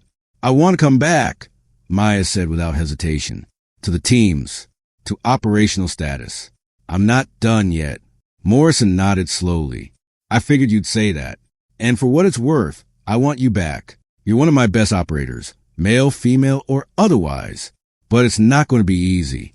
The media attention, the political pressure, the weight of being a symbol instead of just a SEAL. I can handle it, sir. I know you can. Morrison stood, preparing to leave. Get some rest, Chief. You've earned it. And Reeves, sir, I'm sorry I left you under those rocks. I'm sorry I gave up on you. And I'm grateful, more grateful than I can express, that you proved me wrong about whether anyone could survive that. Before Maya could respond, he was gone, leaving her alone with her thoughts and the soft beeping of medical equipment. Over the next 3 days, Maya received a steady stream of visitors. Chun, Washington, and Kowalski came together, looking uncomfortable in the hospital setting, but determined to thank her in person. We wouldn't have made it without you, Chief, Kowalski said, speaking for all of them. Rivera wouldn't have lasted as long. We had been overrun at the helicopter crash. You saved our lives. You would have done the same for me, Maya said simply. Maybe, Washington rumbled, but we didn't have to dig ourselves out of a damn mountain first. That's some superhero shit right there. Chin handed her a small object, a patch from Rivera's uniform. He'd want you to have this. His family knows what you did for him. His mom, she wanted to tell you thank you for staying with him, for not leaving him behind. Maya took the patch, her throat tight. It was a small piece of embroidered fabric, but it weighed more than tons of rock. The medal ceremony happened 2 weeks later, after Maya had been medevaced to Walter Reed, but before her surgery. They held it in a small conference room. Nothing fancy, just command staff and the Rangers. A Navy admiral pinned the Navy Cross on her chest, the second highest military decoration for valor. The citation read, in part, for extraordinary heroism in action against enemy forces while serving as a naval special warfare operator. Chief Petty Officer Reeves's actions were in keeping with the highest traditions of military service and reflect great credit upon herself, the United States Navy, and the United States Naval Service. The Rangers received their medals too. Silver stars for all 3 survivors, a posthumous Bronze Star with Valor for Rivera. His mother attended, a small woman with Rivera's eyes, and she hugged Maya afterward, crying, thanking her for staying with her son. Maya held it together through the ceremony, held it together through the photos and the handshakes and the congratulations, held it together until she was back in her hospital room, alone. Then she cried for the first time since the rock slide, mourning Rivera, mourning the innocence she'd lost somewhere under those tons of stone, mourning the cost of being a warrior in an endless war. But she wasn't alone. Morrison found her 20 minutes later, handed her a tissue without comment, and sat in the visitor's chair. I've been doing this job for a long time, he said after a while. I've written too many letters to families. I've attended too many funerals. I've seen good people die for bad reasons and survive for no reason at all. And I've learned that the guilt doesn't go away. You just learn to carry it. How? Maya asked, her voice raw. By remembering that for every letter you write, there are 10 you didn't have to write because of the work you did. For every soldier we lose, there are a dozen who made it home because someone like you was watching over them. He stood, moved a window. Rivera died, and that's a tragedy. But Chun, Washington, and Kowalski lived. They're going home to their families because you refused to quit when any sane person would have. That matters, Reeves. That counts. Maya's physical therapy started 3 days after her surgery. The doctors had reconstructed her shoulder using pins and surgical mesh, repairing the damage from both the dislocation and the gunshot wound. The procedure had taken 6 hours and left her with a scar that ran from her collarbone to her shoulder blade. She didn't care about the scar. She cared about whether she'd regain full range of motion, whether she'd be able to hold her rifle steady again, whether she'd be clear to return to operational status. The physical therapist, a retired Army Ranger named Martinez, took one look at her intensity and laughed. You're going to be a nightmare patient, aren't you? I need to be back in the field in 6 months, Maya said. The normal recovery timeline for this type of injury is 9 to 12 months. I'm not normal. Martinez studied her for a moment. No, I suppose you're not. All right, Chief, let's see what you've got. What followed was 3 months of the most grueling training Maya had experienced since BUD/S. She worked through pain that rivaled anything from her time under the rocks. Pushed past limits that would have stopped most people. Refused to accept good enough when operational capability was the standard she needed. Martinez drove her mercilessly, knowing that going easy would only extend her recovery. He'd read her after-action report. knew what she'd accomplished in the Hindu Kush, knew that coddling her would be an insult to what she'd proven herself capable of. 10 more reps. He'd bark when she was shaking with exhaustion. The enemy doesn't care that your shoulder hurts. 10 more. Maya would do 20. The media attention was worse than the physical therapy. News organizations wanted interviews. She'd become a symbol, the first female SEAL, the hero of Pesh Valley, the mountain wolf. Op-ed writers debated what her story meant for gender integration in the military. Political pundits used her as ammunition for their various agendas. Maya refused all interview requests. She wasn't a symbol.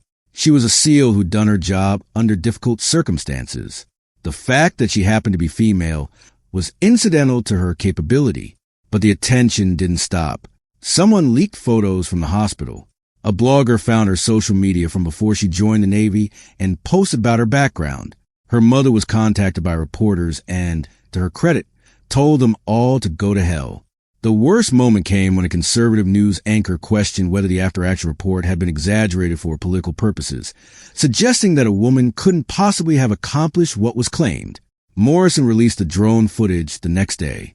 High-definition video showing Maya emerging from the rock slide, moving toward the helicopter crash, engaging enemy fighters with her pistol, then footage from the mining facility, the firefights, the signal fire, the desperate last stand before extraction. The anchor issued a retraction. Maya received an apology she didn't want and hadn't asked for. Commander Morrison visited her at Walter Reed during her 3rd month of recovery. She was in the weight room, working through a shoulder-strengthening routine. When he found her, "You're looking good, Chief," he said, watching her complete a set of resistance band exercises. "Martinez says you're ahead of schedule." "I need to be. My operational clearance evaluation is in 3 weeks. Morrison's expression became serious. "About that, we need to talk about your future in the teams." Maya set down the resistance band, her stomach sinking. This was a conversation she'd been dreading, the one where command told her she was too valuable as a symbol to risk in the field, or too controversial to place in operational units, or simply too damaged to ever be fully effective again. "Say it," she said flatly. "Team 7 wants you back. I want you back. But there are complications. The media attention hasn't died down. Every time you're mentioned in the news, we get calls from politicians, journalists, advocacy groups. Your presence has become a distraction to the team's operations. So you want me to retire?" No, Morrison's voice was firm. "I want you to understand the situation you're walking into. If you come back, you won't just be a SEAL. You'll be the female SEAL, the one everyone is watching, waiting for you to fail or succeed, so they can use you to prove their point about women in combat." He moved closer. "That's not fair to you. It's not what you signed up for. And if you want to retire with full honors and walk away from all this noise, no one would blame you. You've done enough, Reeves. More than enough." Maya had thought about this during the long nights of recovery. Thought about walking away, getting a quiet civilian job, putting the war behind her. It would be easier, simpler, less painful.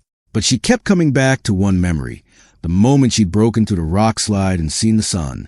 The moment she'd chosen to move toward the helicopter crash instead of evading. The moment she decided that saving lives mattered more than her own survival. She made a promise to herself during BUD/S training. She would never quit. Not when it got hard. Not when people doubted her. Not when the easy path was right there in front of her. She'd kept that promise under tons of rock. She wasn't breaking it now. "I'm coming back," Maya said, "not because I want to be a symbol or prove a point, but because I'm good at this job, and there are soldiers out there who need someone watching over them. If I walk away, if I let the media attention or the political nonsense drive me out, then what was the point of everything I went through? What message does that send to the next woman who wants to try out for the teams?" Morrison smiled, a real smile, the first she'd seen from him in months. "That's what I was hoping you'd say, because I've got an assignment for you if you pass your evaluation." "What kind of assignment?" SEAL Team 3 is standing up a new squadron. Young guys, mostly fresh out of Green Team. They need an experienced operator to help bring them up to speed.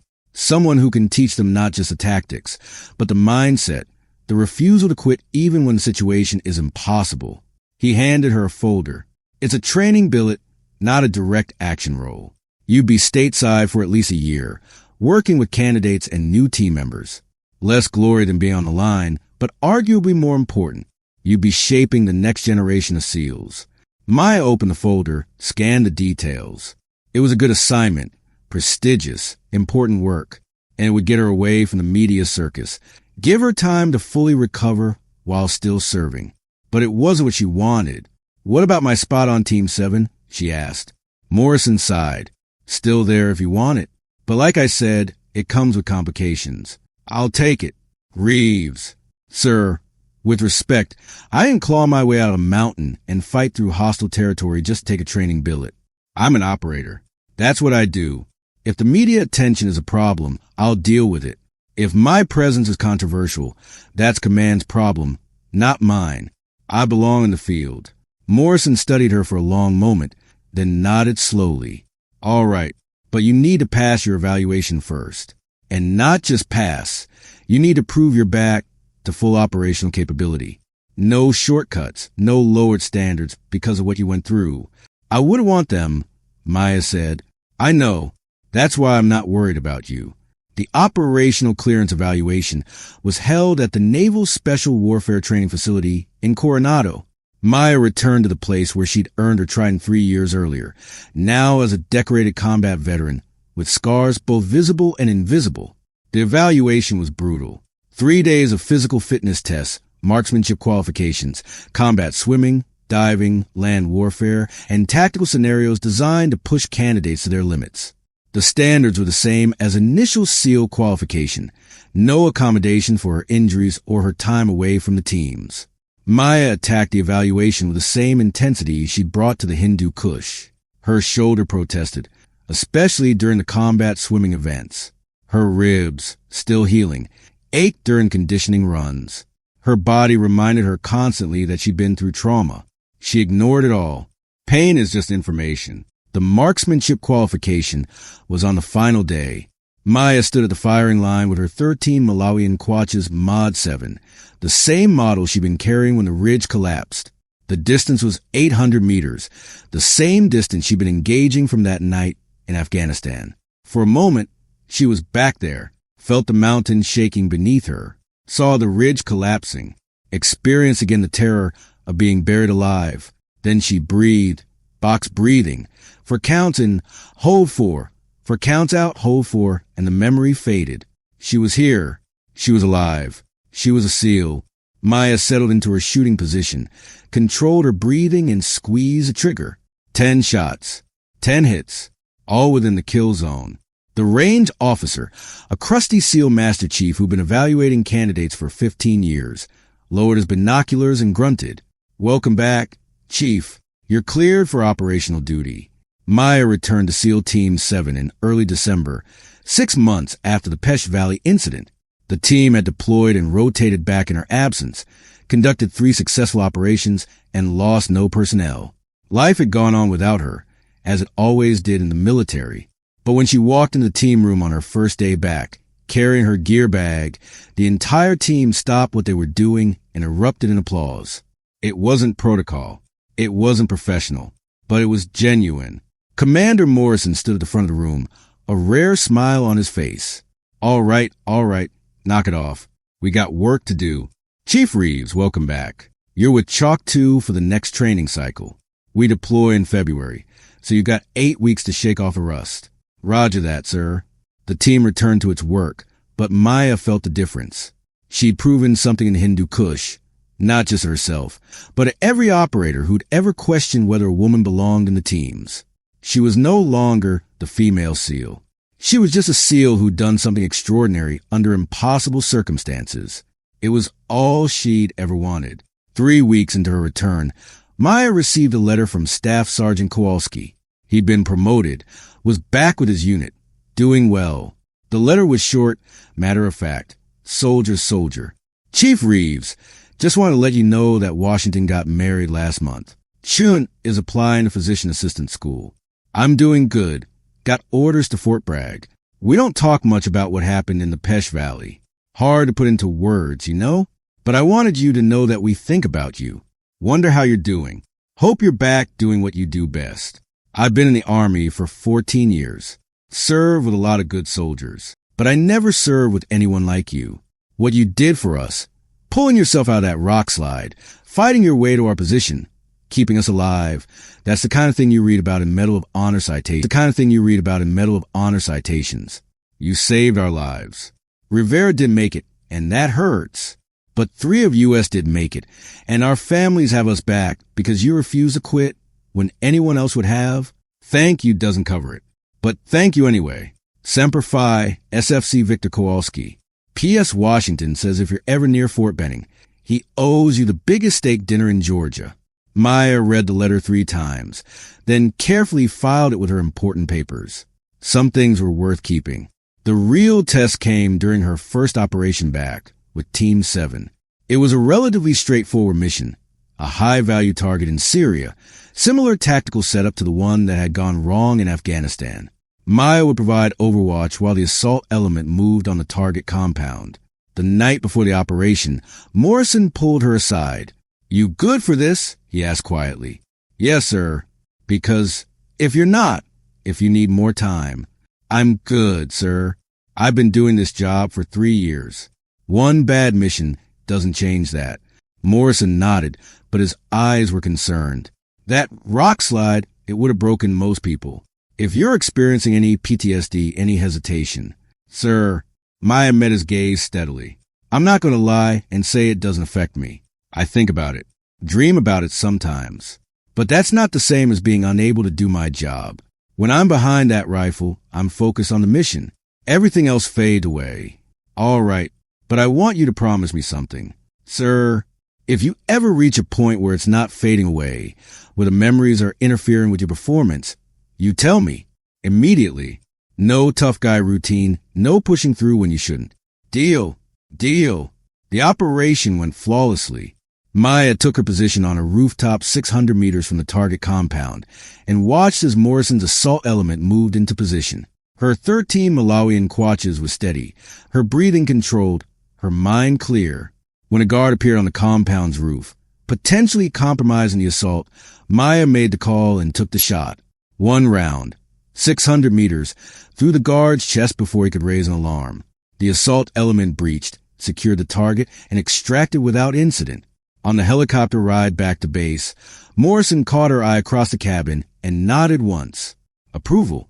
Trust. Welcome back. Maya allowed herself a small smile. She was back, fully back. Not the mountain wolf, not a symbol, not a controversy. Just Chief Petty Officer Maya Reeves, doing the job she trained for with a team that trusted her. 6 months later, Maya was sitting in the team room cleaning her rifle when a young woman in Navy working dress approached her. She was maybe 22, fit, with the look of someone who spent a lot of time in the gym. "Chief Reeves," the woman asked nervously. "That's me. What can I do for you?" "I'm Petty Officer Second Class Sarah Jensen. I'm thinking about trying out for BUD/S, and I wanted to ask you, is it worth it? The training, the doubt, the way some people will treat you?" Maya set down her cleaning rod and studied the younger woman. Saw herself at that age, determined, uncertain, caught between what she wanted and what the world told her was possible. Honest answer?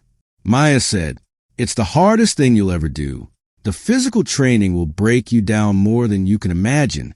The doubt from instructors, from classmates, from people who've never met you, that'll wear on you in ways you don't expect. And even after you make it, even after you prove yourself, there will always be people who question whether you deserve to be there." Jensen's face fell slightly. "So you're saying I shouldn't try?" "Hell no. I'm saying it's hard, but that's the whole point. It's hard for everyone, male or female. The question isn't whether it's worth it. The question is, do you want it badly enough to refuse to quit when every part of you is screaming to stop? Because that's what it takes. Not superhuman strength or perfect genetics. Just a refusal to quit." Maya stood, moved closer. "I spent 6 hours digging myself out of a rock slide with broken ribs and a dislocated shoulder because quitting wasn't an option. That refusal, that's what BUD/S teaches you. That's what being a SEAL means. So if you got that in you, if you can look at impossible situations and decide to keep moving forward anyway, then yeah, it's worth it." Jensen straightened, her uncertainty replaced by determination. Then I'm going to try. Good. And when you're in Hell Week, freezing your ass off in the surf, convinced your body can't take any more, remember something. Every SEAL who's ever earned the Trident felt exactly the same way at that moment. The only difference between the ones who made it and the ones who didn't was a decision to take one more step, then another, until suddenly you're done and you realize you just accomplished something most people think is impossible. Jensen nodded, then hesitated. Can I ask, when you were buried under those rocks, what kept you going? Maya considered the question. It was something she thought about a lot during her recovery, during the nights when she'd wake up feeling like she was suffocating under tons of granite. Honestly, I was pissed off, she said. Pissed that I'd missed that RPG team. Pissed that my team had to leave me behind. Pissed that I was going to die in a pile of rocks without ever getting the chance to prove I was good enough. So I decided I wasn't going to die. I was going to dig myself out, complete the mission, and show everyone, including myself, that being a SEAL meant more than just surviving training. It meant refusing to accept defeat, even when defeat was the only logical outcome. She smiled slightly. Spite is a powerful motivator. Jensen laughed, then saluted. Thank you, Chief. I'll see you at BUD/S. I'll be waiting. And Jensen, when you make it through, not if, when come find me, I'll buy you a beer and tell you some stories that aren't in the official reports. The young woman left, her stride confident, her future uncertain but full of possibility. Maya watched her go and felt something she hadn't felt in months. Hope that the path she'd fought so hard to create would make it easier for the next woman. And the next, until gender became as irrelevant as eye color when evaluating who belonged among the SEALs. A year after the Pesh Valley incident, Maya stood on a stage at Naval Base Coronado during a BUD/S graduation ceremony. She wasn't graduating. She was presenting the Trident pin to one of the newest SEALs. The candidate was male, about 25, shaking with exhaustion and pride as Maya pinned the symbol on his chest. She'd done this a dozen times now, a responsibility that came with being a senior operator. But this time felt different, because in the crowd watching the ceremony, she spotted Staff Sergeant Kowalski, Marcus Washington, and James Chun. The three Rangers had coordinated leave to be here, to see her again, to remind themselves that impossible things were possible. After the ceremony, they gathered in a quiet corner of the base. You look good, Chief, Washington said, his massive hand engulfing hers in a handshake. All healed up, more or less. Shoulder acts up in cold weather, ribs ache when it rains. But I'm operational. Back in the field? Kowalski asked. Just got back from a deployment. Can't talk about where or what, but yeah, I'm back to work. Chun, who'd been quiet, finally spoke. I think about that day a lot. About Rivera. About how close we all came to dying up there. And I think about you pulling yourself out of that rock slide. It doesn't seem real, you know? Like something from a movie. It was real, Maya said quietly. Trust me, every broken rib, every hour under those rocks, very real. That's not what I mean. Chin struggled to find the words. I mean, you could have evaded, hidden until nightfall, made your way back to friendly lines. You had every excuse in the world to save yourself and let us handle our own situation. But you didn't. You came for us instead. Why? Maya had asked herself the same question during her recovery. Why had she moved toward the helicopter crash instead of away from it? Why had she taken on impossible odds when survival meant retreat? The answer had come to her during physical therapy, during one of those moments when Martinez was pushing her past what she thought she could endure. Because that's what SEALs do. Because the teams had taught her that the mission matters more than individual survival, that no one gets left behind, that refusing to quit applies not just to training, but to every moment of your life. I came for you because you were Americans in trouble, Maya said simply. Because Rivera needed help, and I had the training to provide it. Because leaving you behind would have meant accepting that I was just a victim, just someone who survived a rock slide. Coming for you meant I was still a SEAL, still in the fight, still capable of making a difference. She paused. And honestly, because I was angry at being buried, angry at being left for dead, angry at the situation. That anger needed somewhere to go, and the enemy fighters around your helicopter seemed like appropriate targets. Washington laughed, a deep rumble. Best case of therapeutic anger management I've ever seen. How's Rivera's family? Maya asked Chun. Good. His mom still writes me sometimes. Asked about you, actually. She wants to meet you someday. Thank you in person. I like that. They stood in comfortable silence for a moment, for soldiers connected by shared trauma and survival. Then Kowalski checked his watch. We've got to catch a flight in 3 hours. But I'm glad we came. Glad we got to see you again. Me too. Stay safe out there, all of you. You too, Chief. And hey, if you ever need anything at all, you got 3 Rangers who owe you their lives.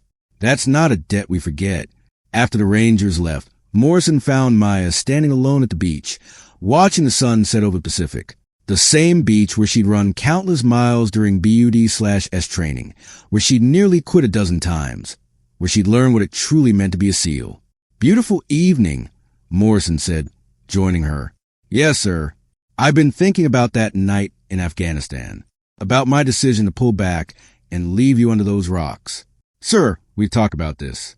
You made the right tactical decision. You couldn't have known I was alive. Maybe, but I've been a SEAL for 22 years, and one thing I've learned is that we don't leave our people behind. That's not just a motto, it's who we are. And when I gave that order to pull back, I broke that covenant. I left you behind. You saved your team, Maya said firmly. That was your responsibility. And if you'd stayed, if you tried to dig me out while under fire, you might have lost more people. I understand why you did what you did, and I don't hold it against you. Morrison was quiet for a long moment. You're a better person than I am, Reeves. No, sir. I'm just a SEAL who understands that we make hard decisions in impossible situations. You taught me that. The sun was touching the horizon now, turning the sky brilliant shades of orange and red. Maya thought about everything that had happened since that night in the Hindu Kush. The pain, the recovery, the struggle to prove herself all over again, the media attention, the controversy, the weight of being a symbol. And she thought about the good parts, the Rangers who'd survived, the young woman who wanted to try BUD/S, the operation she completed since returning to Team 7, the small victories that proved the big one, proving that she belonged, had been worth the cost. I've got new orders, Morrison said, breaking her reverie. I'm taking over SEAL Team 5, getting promoted to captain, which means Team 7 needs a new operations chief. Congratulations, sir. That's well deserved. I recommended you for the position. Maya turned to stare at him. Operations chief was a senior leadership role, coordinating all the team's tactical operations. It was typically reserved for SEALs with 10-plus years of experience, not someone with 3 years in the teams. Sir, I don't have a time engraved for that position. No, but you have something more valuable, the respect of every operator in this command. You've proven yourself in combat more thoroughly than most SEALs do in entire careers. And you got the tactical mind and leadership ability to excel in the role. He turned to face her fully. I know it's not what you expected. I know you want to stay on the line, keep being an operator. But the teams need leaders who understand what it means to refuse to quit, who can inspire the next generation, who can show young candidates, male and female, what's possible when you combine skill with determination. That's you, Reeves. Maya looked out at the ocean, thinking about the path that had brought her here. A father killed in Iraq, a desire to prove herself, BUD/S training that nearly broke her, 3 years of deployments, a rock slide that should have killed her, a rescue mission that seemed impossible. And now this, a leadership position that would let her shape the future of the teams, ensure that the path she'd fought to create would be there for others who followed. It wasn't what she'd expected.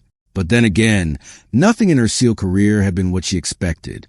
I'll take it, she said, on one condition. Name it. I still get to deploy, still get to run operations when needed. I'm not ready to be purely administrative. Morrison smiled. I wouldn't expect anything else. You're a warrior, Reeves. That doesn't change just because you have a new job title. They watched the sun disappear below the horizon, the sky shifting to twilight. In a few hours, another class of BUD/S candidates will begin their journey, enduring the same hell Maya had endured. Some would quit, some would push through, and somewhere among them Maya hoped would be the next woman who refused to accept that anything was impossible, who would look at the obstacles and choose to overcome them, who would urge her trident through sheer determination and prove that excellence has no gender, because that was a real victory of the Pesh Valley. Not the enemy fighters killed or the rangers saved, but the proof that when someone refuses to quit, truly, fundamentally refuses to accept defeat, impossible things become possible. Maya Reeves had learned that lesson under tons of rock in the Hindu Kush Mountains. Now, as operations chief of SEAL Team 7, she would teach it to the next generation of warriors. The Mountain Wolf was home, and she wasn't done fighting yet. 3 months into her new role, Maya received a package from Rivera's mother. Inside was a photo of Private Miguel Rivera in his dress uniform, smiling, young, full of promise, and a letter. "Chief Reeves, I wanted you to have this photo of my Miguel. He was so proud to be a ranger, so dedicated to serving his country. When I learned what happened in Afghanistan, how he was injured, how far from help he was, I was devastated.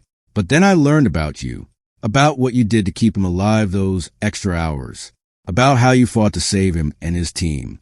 And I realized that even though Miguel didn't come home, he didn't die alone. He didn't die abandoned. He died surrounded by warriors who refused to leave him behind. That means everything to a mother.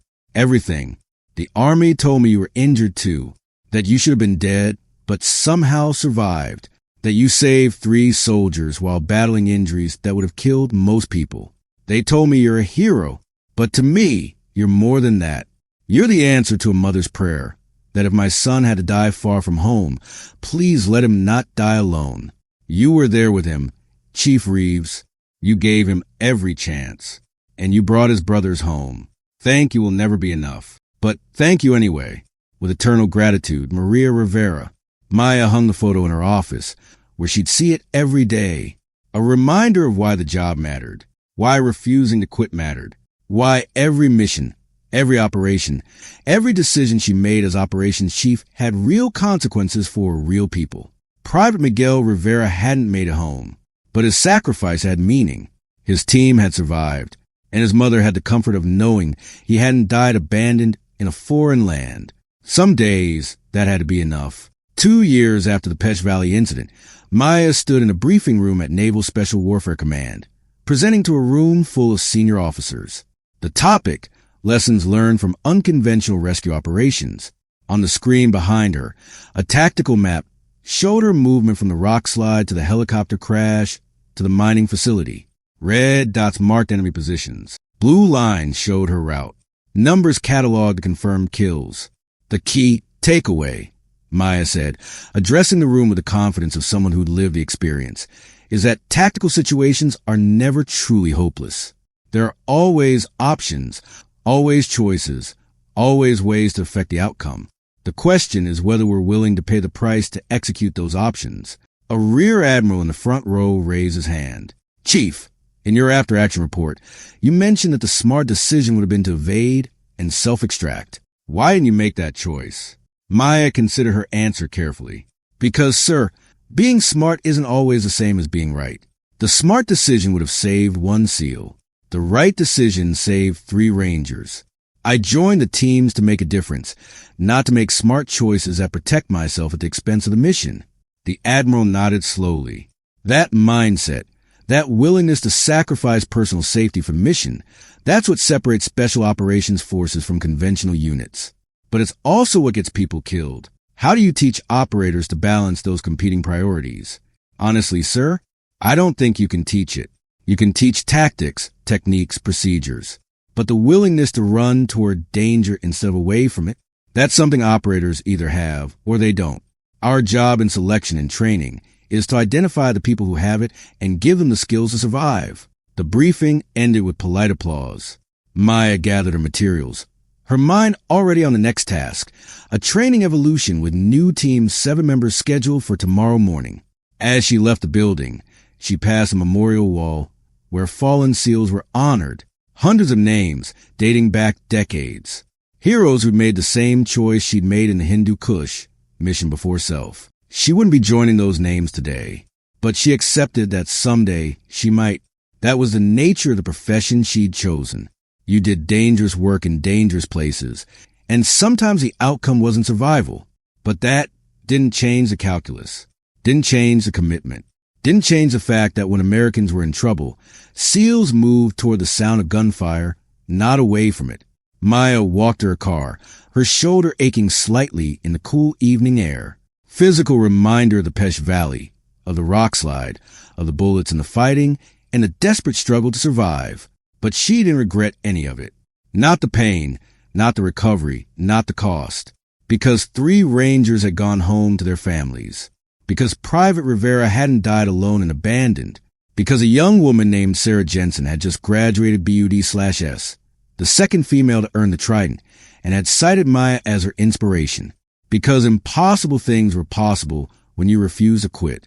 Chief Petty Officer Maya Reeves, Navy SEAL, started her car and drove toward the setting sun.